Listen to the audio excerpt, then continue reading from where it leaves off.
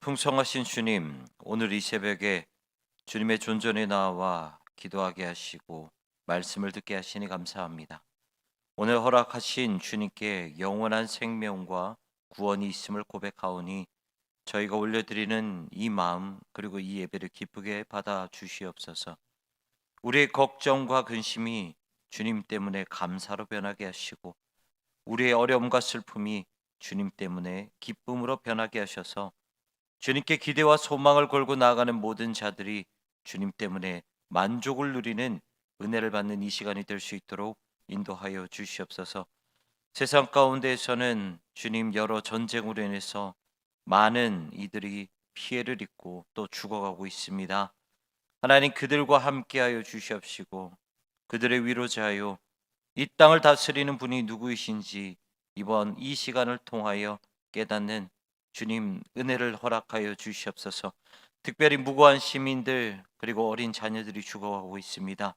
그 아픔을 누가 알아줄 수 있겠습니까? 오직 하나님밖에 없음을 고백하며 나아가오니 이 나라와 이 땅과 온 열방을 다스리시는 하나님, 이곳 가운데 찾아와 은혜를 베풀어 주시옵소서. 주님, 이 시간 주님께 간절한 기도 제목을 가지고 나아가는 당신의 백성들 많습니다. 가정과 직장, 사업과 개인적인 모든 기도 제목을 가지고 나아가오니 은밀한 중에 갚으시는 주님, 가장 좋은 은혜로 응답하여 주시옵소서. 감사드리며 예수님의 이름으로 기도하옵나이다. 아멘. 다 함께 찬송하실 때 286장 함께 찬송하시겠습니다. 286장입니다.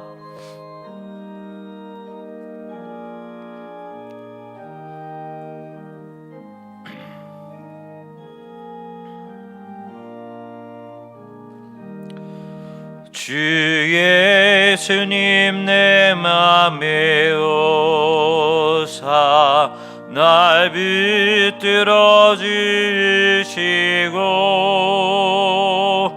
내 마음에 새 힘을 주사 늘 기쁘게 하소서. 사랑의 주 사랑의 주 내 마음속에 찾아오사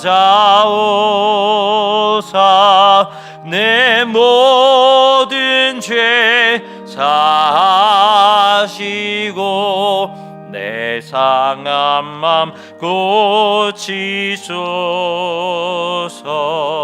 주 예수님 내 맘에 오사 내 소원 다하시고 내 무거운 짐 맡아 주사 참 평안을 주소서.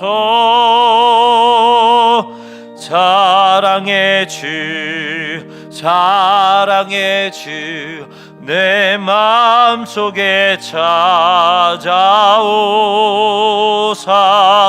내 모든 죄 사하시고 내 상한 맘 고치소서. 주 예수님 내 맘에 오사 날 정결케 하시고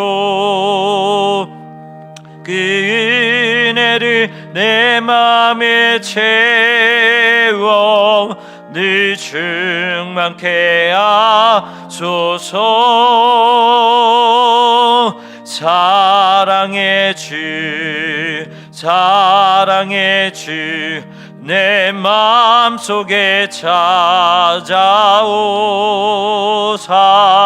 내 모든 죄 사하시고 내 상한 맘 고치소서. 주 예수님 내 맘에 오사 내 길 인도하시고 주 그 성령을 내 맘에 채워 늘 충만케 하소서. 사랑의 주 사랑의 주 내 맘속에 찾아오사 내 모든 죄 사하시고 내 상한 맘 고치소서. 아멘. 이 새벽에 우리에게 주신 하나님의 말씀은 구약 성경 이사야서 43장 8절부터 13절까지 말씀입니다. 제가 가진 성경으로는 구약 1019페이지에 있습니다. 이사야 43장 8절부터 13절까지의 말씀 함께 교독하시겠습니다. 눈이 있어도 보지 못하고 귀가 있어도 듣지 못하는 백성을 이끌어내라. 뭐였으며 민족들이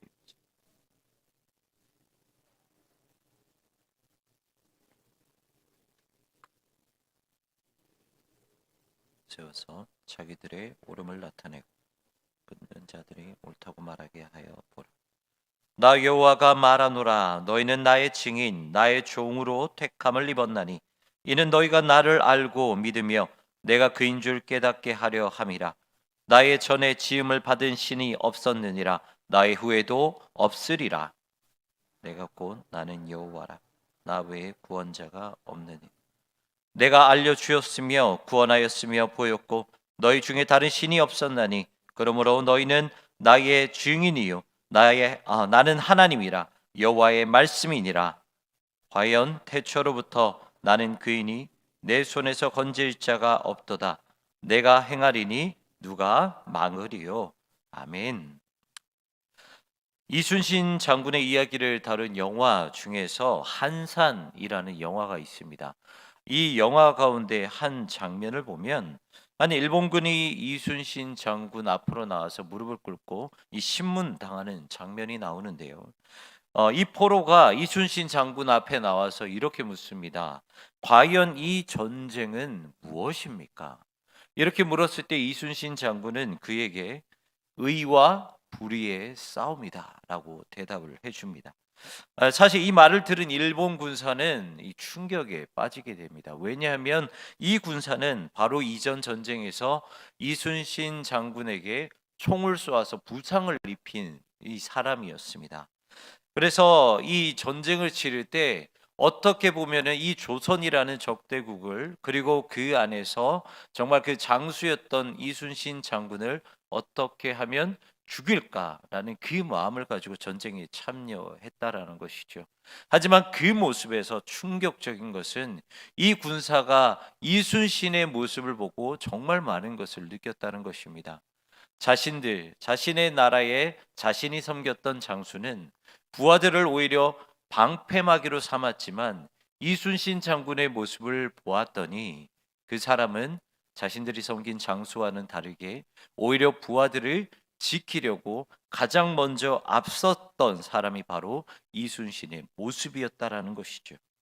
이랬던 이순신 장군이 이번 전쟁이 의와 불의의 싸움이라고 말하니 당연히 이 포로로 잡혀온 일본 군사는 조선이 아니라 일본이 바로 불의의 편에 서 있던 나라였구나라는 것을 깨달을 수밖에 없었다라는 것이죠.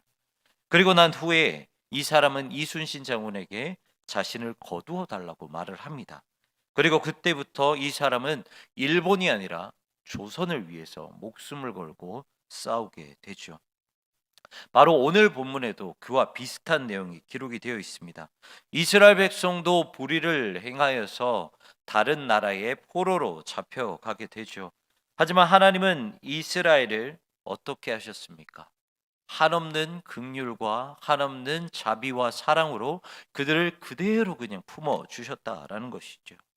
그렇기 때문에 이스라엘 백성 다시 한번 하나님의 품으로 돌아온 이스라엘 백성들 역시 이순신 장군 앞에 포로로 잡혀온 그 일본 군사처럼 자신들의 모든 것을 걸고 하나님을 섬기며 하나님의 말씀을 따르며 살았어야 되었다라는 것입니다. 먼저 오늘 본문 8절의 말씀을 보시면 이스라엘의 모습이 어떠했는지 그대로 말씀해 주고 있는데요. 8절 말씀 제가 읽어 드리도록 하겠습니다. 눈이 있어도 보지 못하고 귀가 있어도 듣지 못하는 백성을 이끌어내라. 이 8절의 말씀을 보면 원래 이스라엘의 모습, 그 미련했던 이스라엘의 모습이 어떠한지를 있는 그대로 보여주고 있죠. 이들은 하나님이 택하신 백성이지만 하나님을 전혀 보지 못하였고, 하나님이 택하신 백성이었지만 하나님께서 하신 말씀을 귀가 닫혀서 그 말씀을 듣지 못한 그런 어리석은 민족이 바로 이스라엘이었다라는 것입니다. 그리고 결국 이 이스라엘 백성은 이러한 문제 때문에 다른 나라, 이방 나라의 포로로 잡혀가게 되었다라는 것이죠. 아수르, 바벨론, 페르시아, 어떻게 보면 고대 근동에 하나님께서 세우신 그 도구에 의해서 이스라엘 역시 심판을 받게 되었다라는 것입니다. 이제 그들의 인생에는요, 미래가 없고 소망이 사라졌습니다. 그런데 더 안타까운 것은 단순히 우리가 눈으로 보고 경험할 수밖에 없는 이 미래가 사라진 인생이 아니라, 더 안타까운 것은 이스라엘 안에 더 이상 참된 신앙과 믿음과 하나님을 알아가는 그 영혼마저도 사라지게 되었다라는 것입니다. 왜 그렇습니까? 이제 그들의 인생 가운데 하나님은 계시지 않기 때문입니다. 유일한 소망이 되시는 분이 바로 우리 하나님이신데 그들에게 더 이상 하나님이 없기 때문에 그들은 미래와 소망이 단순히 사라진 것뿐만 아니라 그들의 신앙, 그들의 믿음, 그들의 영혼마저도 사라지게 되었다라는 것이죠. 그렇다면 이스라엘이 다시 이 모든 것을 회복하기 위해서는 어떻게 해야 할까요? 그 방법은 하나밖에 없습니다. 무엇이냐면 다시 하나님의 사랑을 간구하는 것. 그 방법밖에 없다라는 것이죠. 하나님은 여러분 단순한 분이 아니십니다. 그래서 우리가 단순히 하나님을 버린다고 해서 나가시고 단순히 우리가 하나님을 다시 와 주시옵소서라고 구한다라고 해서 하나님이 우리에게 오시는 그러한 단순한 분이 하나님이 아니라는 것이죠. 그렇기 때문에 이 모든 것이 멸망하고 소망이 사라진 이스라엘 백성이 다시 한번 하나님이 선택하신 그 백성으로 회복되기 위해서는 무엇을 구해야 되느냐? 처음 이스라엘을 사랑하셔서 이스라엘을 부르신 하나님의 순수한 사랑, 이스라엘의 능력이 아니라 이스라엘의 공로가 아니라 이스라엘의 그 어떤 것이 아니라 절대적이고 주권적인 그 하나님의 사랑을 다시 구해야 했다라는 것입니다. 오늘 본문에 있었던 이사야서 43장 4절 말씀에도 그렇게 기록을 하고 있습니다. 이사야 43장 4절 말씀 같이 한번 읽어보겠습니다. 시작. 내가 내 눈에 보배롭고 존귀하며 내가 너를 사랑하였은즉 내가 내 대신 사람들을 내어주며 백성들이 내 생명을 대신하리니. 아멘. 여기서도 뭐라고 말씀하고 있습니까? 하나님이 이스라엘을 존귀하게 사랑하셨다고 말씀하십니다. 무슨 말이냐면 지금까지 하나님이 이스라엘에게 경고와 심판의 메시지만 주었다면 이제 하나님께서 바꾸시겠다라는 것이죠. 역전시키시겠다라는 것입니다. 이제 더 이상 경고와 심판의 말씀이 아니라 오늘 본문 4절의 말씀을 통해서 내가 이제 너희 이스라엘을 사랑하겠노라 작정하셨다라는 것입니다. 그들을 이제 회복시키시고 구원시키시겠다라고 4절에서 말씀하시는 것이죠. 그리고 참 감사한 것은 하나님은 이스라엘을 사랑으로 품으시고 이스라엘을 단순히 회복시키실 뿐만 아니라 그들의 연약함을 품으시면서 그들을 다시 증인으로 삼으시겠다, 증인으로 쓰시겠다라고 말씀하고 있습니다. 10절 말씀입니다. 오늘 보면 10절 말씀 다시 한번 같이 읽어보도록 하겠습니다. 같이 읽겠습니다. 나 여호와가 말하노라. 너희는 나의 증인 나의 종으로 택함을 입었나니 이는 너희가 나를 알고 믿으며 내가 그인 줄 깨닫게 하려 함이라. 나의 전에 지음을 받은 신이 없었느니라. 나의 후에도 없으리라. 아멘. 이 앞부분에 뭐라고 말씀하십니까? 나 여호와가 말하노라. 이제 너희 내가 택한 백성 너희는 이제 나의 증인으로 삼게 될 것이다 라고 말씀을 하고 있습니다. 하나님은요, 지금처럼 이 말씀처럼 이스라엘을 증인으로 세우시겠다고 작정하셨습니다. 그런데요, 가만히 생각해 보면 사실 이 말씀은 모순입니다. 이 말씀은 그 자체로 아이러니라는 것이죠. 왜냐하면 하나님은 거룩한 분이십니다. 그렇기 때문에 이 거룩한 하나님의 증인이 될 조건은 역시나 거룩한 존재가 되어야 한다라는 것이죠. 하지만 이스라엘은 어떠한 종족입니까? 어떠한 민족입니까? 연약한 민족입니다. 죄가 많은 민족입니다. 그렇기 때문에 어떻게 죄인이 거룩한 하나님의 증인이 될 수 있겠습니까? 그래서 사실 이 말씀은 모순이 되는 말씀입니다. 그렇다면 하나님은 왜 이 말씀, 오늘 우리에게 주신 이 본문을 통해서 이스라엘 백성들을 증인으로 세우셨을까요? 이 제가 설교를 준비하면서 이스라엘에 대해서 크게 정리를 해왔는데요. 한 네 가지 정도로 정리를 했습니다.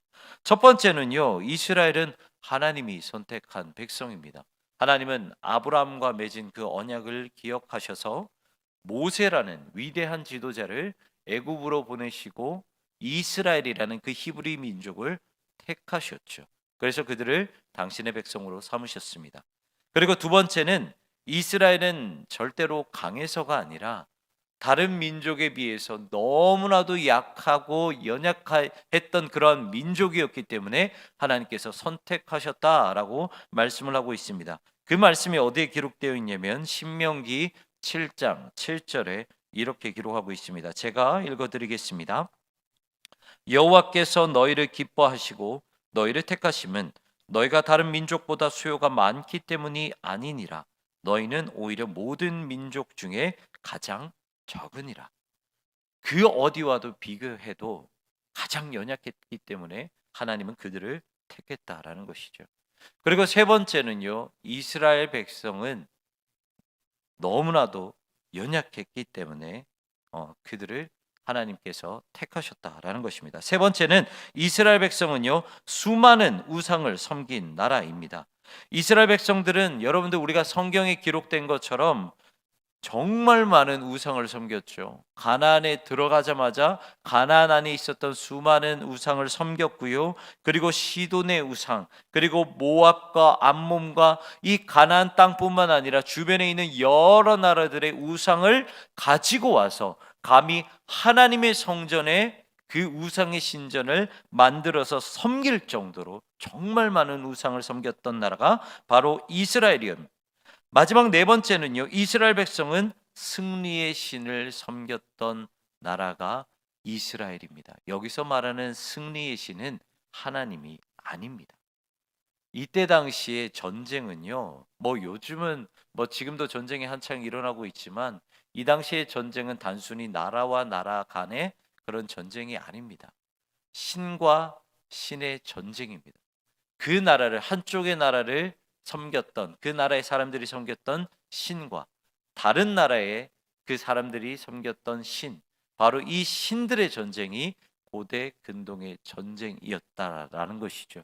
그래서 승리한 그 나라는 그 나라 자체가 승리한 것이 아니라 그들을 다스렸던 신이 승리하게 되는 것이고, 반대로 패배한 나라는 그 나라의 사람들이 아니라 그 나라를 다스린 신이, 그 패배한 신이 되는 것이었습니다. 그런데 가만히 생각해 보면요, 이런 의미에서 보았을 때 이스라엘 백성, 북이스라엘과 남유다는 어느 나라의 종속이 되었습니까? 아수르라는 거대한 제국, 바벨론이라는 거대한 제국, 페르시아라는 거대한 제국, 그리고 마지막 헬라와 로마라는 거대한 제국의 그런 지배를 당하면서 살았던 노예 민족이었죠. 그렇기 때문에 이 사람들은 끊임없이 자신의 나라의 신이었던 하나님을 섬길 수 있었던 것이 아니라 아수르의 신, 바벨론의 신, 페르시아, 헬라, 로마가 섬겼던, 그 나라가 섬겼던 승리의 신을 섬길 수밖에 없었던 사람들이었습니다. 여러분, 지금까지 제가 말씀드린 이 네 가지를 다시 한번 떠올려 보십시오. 이스라엘의 좋은 모습이 하나라도 있습니까?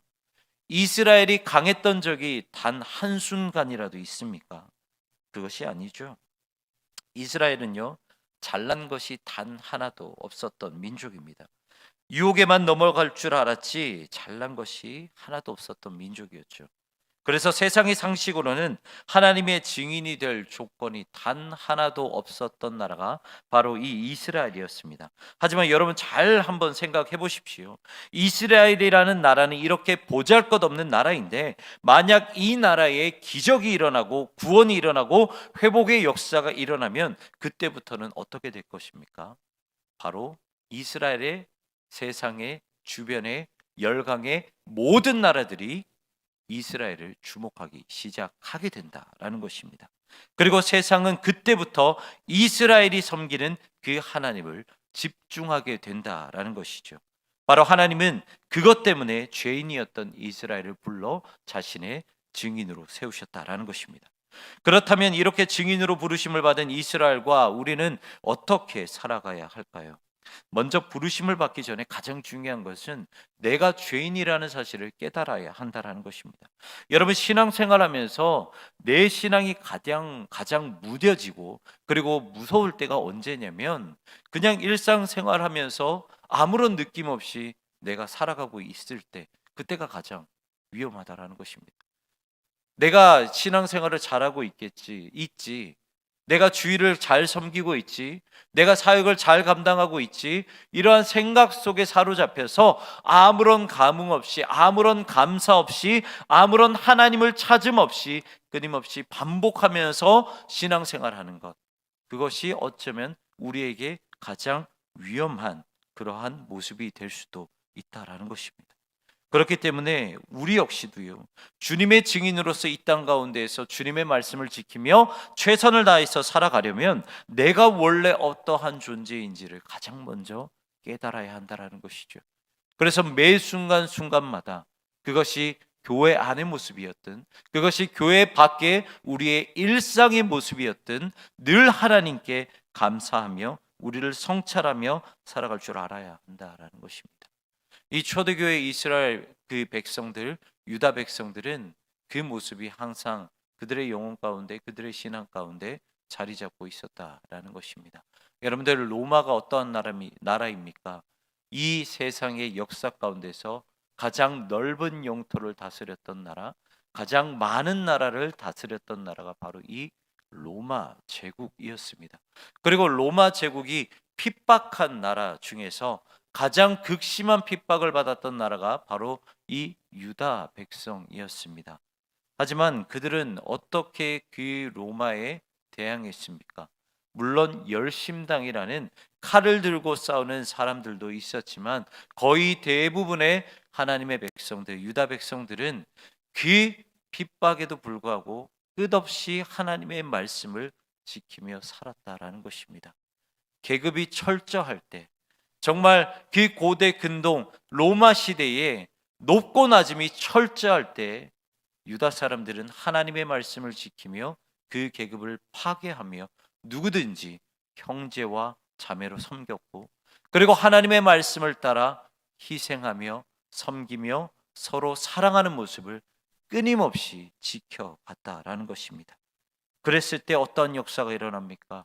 AD 313년 콘스탄티누스 대제가 로마를 다스릴 때, 다름 아닌 로마가 핍박했던 그 유대인들, 그 그리스도인들의 하나님, 바로 이 기독교가 로마의 국교로 공인이 되게 된다라는 것입니다. 다시 말해, 승리했던, 지금까지 승승장구했던 로마의 신이 아니라 패배의 신이었던 그리스도인의 하나님, 패배의 신이었던 이 유다 백성들의 하나님이 온 세상의 신이 되었다라는 것입니다. 바로 이것이 죄인들을 불러 증인으로 세우신 하나님의 목적이라는 것입니다. 사랑하는 성도 여러분, 베드로전서 2장 9절에는 이렇게 말씀하고 있습니다. 마지막으로 함께 같이 읽어보겠습니다. 같이 읽겠습니다. 그러나 너희는 택하신 족속이요 왕 같은 제사장들이요 거룩한 나라요 그의 소유가 된 백성이니 이는 너희를 어두운 데서 불러내어 그의 기이한 빛에 들어가게 하신 이의 아름다운 덕을 선포하게 하려 하심이라. 아멘. 여기서 뭐라고 말씀하십니까? 우리는 택하신 족속, 택한 백성이라고 말을 하고 있습니다. 그리고 가장 마지막에 또한 우리에게 세워주신 그 사명, 우리에게 주어진 사명이 뭐라고 말씀하십니까? 아름다운 덕을 선포하게 하려 하심이라. 이것이 다른 말로 하면 우리를 이 땅 가운데 복음을 선포하게 하시기 위한 증인으로 세우셨다라는 말씀입니다. 사랑하는 성도 여러분, 우리는 끊임없이 복음을 전해야 하는 그 사명을 가진 여호와, 그 하나님의 증인입니다. 그렇다면 우리가 이 땅 가운데서 어떻게 살아야 할까요? 마지막 함께 나눈 말씀처럼 로마의 핍박 가운데서도 끊임없이 말씀을 붙들며 세상의 질서를 파괴하고 하나님의 질서를 세워 나아갔던 그리스도인들처럼 우리 역시나 하나님의 말씀을 끝까지 붙잡고 살아야 한다라는 것입니다. 가장 먼저 내가 죄인이라는 사실을 기억하고 내가 죄인임에도 불구하고 나를 사용하시고 나를 품으시고 나를 회복시키시고 구원하신 하나님께 감사하며 이 땅 가운데서 말씀으로 하나님의 나라를 확장하고 그리고 하나님의 말씀을 성취하며 선포하며 나가는 여러분들 되시기를 주님의 이름으로 축원합니다. 이 시간 말씀을 기억하며 함께 기도했으면 좋겠습니다. 하나님, 우리를 죄인이었지만 우리를 증인으로 불러주신 하나님께 감사드립니다. 하나님, 하지만 우리는 죄인이었던 이 본성이 있기에 계속해서 하나님의 그 사랑과 하나님의 말씀을 잊어버립니다. 하나님, 다시 한번 그 말씀 앞에 섭니다. 다시 한번 하나님의 사랑을 기억합니다. 하나님, 이 땅을 살아갈 때 그 사랑을 전하는 우리가 되게 하여 주시옵시고 다시 한번 우리의 모습을 성찰함으로 말미암아 하나님의 말씀을 이 땅 가운데 선포하는 우리가 될 수 있도록 주님 인도하여 주시옵소서. 이 시간 말씀을 기억하며 함께 기도하며 나가겠습니다. 사랑이 많으신 하나님 아버지, 우리 역시나 하나님 이스라엘 백성처럼 하나님 죄인임을 고백하며 나아갑니다. 하지만 하나님, 우리에게 값없는 은혜로 우리에게 값없는 사랑으로 긍휼로 우리에게 찾아와 주셔서 우리를 품으시고 우리를 정말 회복 가운데 구원 가운데 그 놀라운 선물 가운데 우리를 품어주시니 너무나도 감사합니다. 하나님 아버지, 다시 한번 우리가 하나님 아버지의 그 사람으로 세워지기를 소망합니다. 하나님께서는 우리를 증인으로 세웠지만 우리 안에 있는 그 죄된 본성 때문에 하나님 우리가 증인된 삶을 살아가지 못하였음을 고백합니다. 다시 한번 하나님 아버지의 사랑을 의지합니다. 하나님 아버지께서 우리에게 주신 은혜와 긍휼을 의지하며 나아갑니다. 다시 한번 우리에게 주신 그 말씀을 의지하며 나아갑니다. 하나님 아버지께서 우리에게 힘이 되어 주시고 우리에게 능력이 되어 주심으로 말미암아 이 땅 가운데서 살아갈 때 우리가 먼저 죄인임을 깨닫게 하여 주시옵시고 하나님 아버지의 말씀 앞에 두렵고 떨림으로 서게 하여 주심으로 하나님께서 우리에게 주신 사명 증인으로서 살아가는데 조금도 부족함이 없도록 하나님 아버지 인도하여 주시옵소서. 그래서 모든 영광을 하나님 아버지 앞에 올려드리며 영광 올려드리는 이 하루가 될 수 있도록 인도하여 주시옵소서. 주님 아버지 감사합니다. 주님 아버지 앞에 모든 것을 올려드립니다.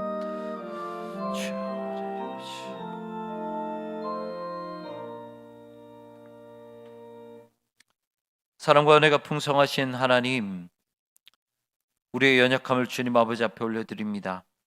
주님은 우리를 사랑하셨고 회복하셨고 구원하셨지만 우리는 여전히 죄인 되어서 하나님의 증인된 삶을 살아가지 못하고 있음을 고백합니다. 하지만 오늘 말씀을 기억하며 다시 한번 하나님의 능력 앞에 하나님의 사랑 앞에 우리가 다시 한번 서기를 소망합니다. 그리고 그 능력을 구하기를 소망합니다. 하나님, 오늘 하루를 살아갈 때 우리의 부족함을 하나님의 사랑으로 채워 주셔서 우리가 받아 누리는 그 모든 은혜를 기억할 뿐만 아니라 하나님께서 우리에게 주신 그 사명, 증인된 인생을 살아갈 수 있는 이 하루가 될 수 있도록 인도하여 주시옵소서. 하나님, 세상 가운데 많은 전쟁이 일어나고 있습니다.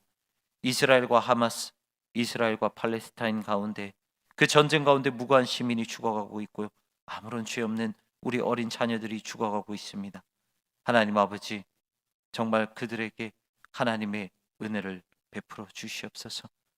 정말 그래서 이 전쟁이 하루빨리 사라지게 하여 주시옵시고, 지금 주님, 수많은 세상의 사람들이 그 전쟁이 확산되지 않을까, 정말 중동 전체로 확산되지 않을까 많은 염려로 기도하고 있습니다.